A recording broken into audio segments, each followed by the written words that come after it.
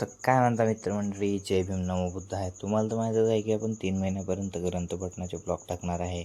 तर आपल्या ग्रंथपठणाच्या ब्लॉगचा दिवस आहे 72वा. तर मित्रमंडळी काय न वेळ गमावता ओढूया आपण टॉपिक. बुद्धांनी गृहस्थासाठी सांगितलेले प्रवचने यामध्ये आहे सुखी गृहस्थ.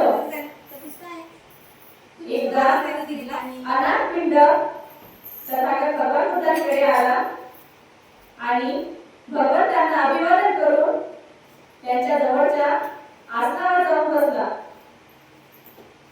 गृहस्थाचे सुख कशात आहे हे जाणण्याची अनाथपिंडकाला उत्सुकता लागली होती. म्हणून अनाथपिंडकाने गृहस्थांच्या सुखाचे रहस्य सांगण्याची तथागत भगवान बुद्धांना विनंती केली. अनाथपिंडकाने केलेल्या विनंतीवर तथागत भगवान बुद्ध म्हणाले, गृहस्थांचे पहिले सुख